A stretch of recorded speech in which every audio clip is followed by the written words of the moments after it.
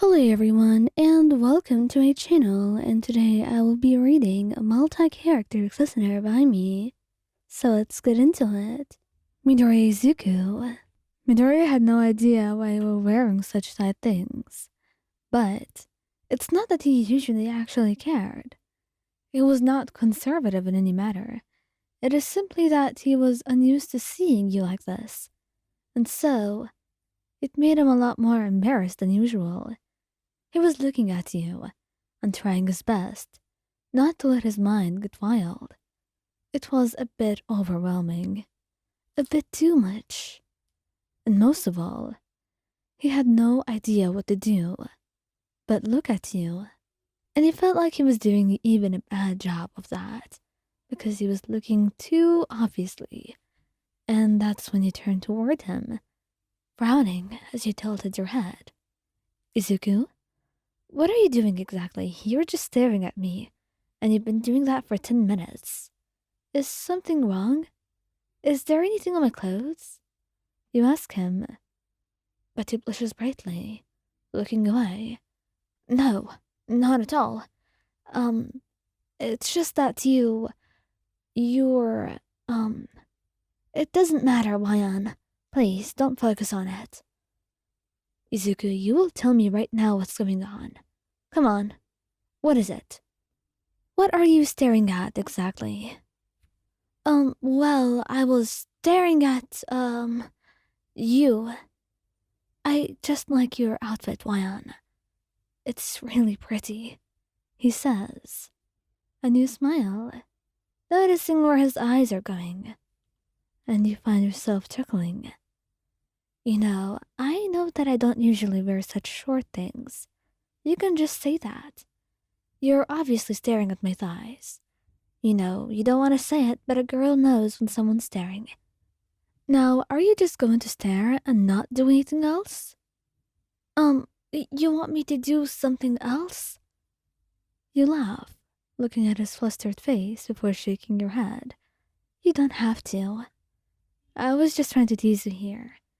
But then again, I wouldn't exactly object if you did. You know, at least try, so I can have an opinion on it. Needless to say, he was red in the face for quite a while after that. Todoroki Shoto. Todoroki found it actually easy to be distracted when it came to you. When it was anyone else, he would never even spare a glance toward what they were wearing. But when it came to you, it was like he was hypnotized, like he couldn't look anywhere else. It flustered him to no end and frustrated him as well. He had no idea how to deal with it, no idea on how to progress from there. And it was frustrating beyond belief on how he just couldn't control his own urges. Shoto, you've been looking at me weird for a couple minutes now, and I don't really know what to do with it. Did I do something wrong? You say, stumbling over your own words a little bit, trying to choose the best way to approach this.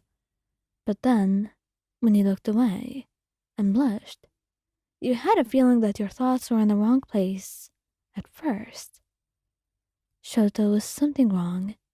Tell me what it is. You look pretty.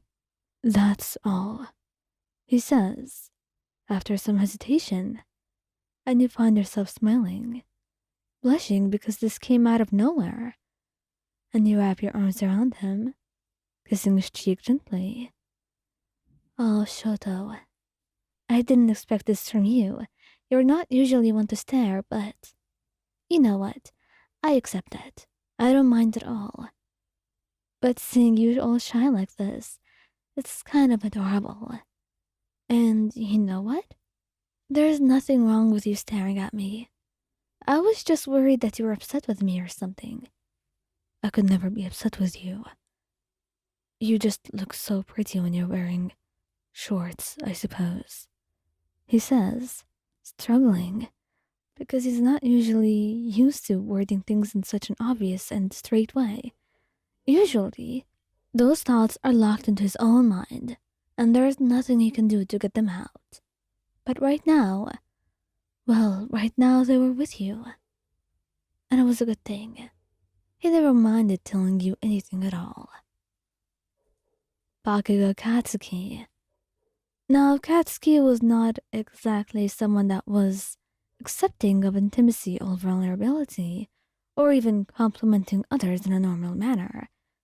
But when it came to you, that part of his brain that wanted to compliment you and do many more things was very loud, and he had no idea how to deal with it.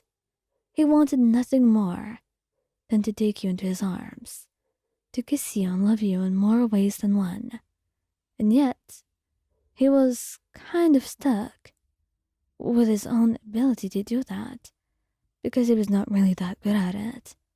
In fact, he was rather horrible when it came to relationships, and he was quite relieved and blessed to have someone like you, who was willing to be patient and wait for him to learn, even if slowly. And that's why he felt like he owed it to you to be at least a little bit more honest with his own feelings, since you're willing to forgive so much. And that's also when he saw you wearing those shorts that showed off your thighs, and he couldn't keep his eyes off of you for one moment. You noticed, but before you could say anything about it, he leaned down to press a soft kiss to your thigh, smirking as he looked up at you.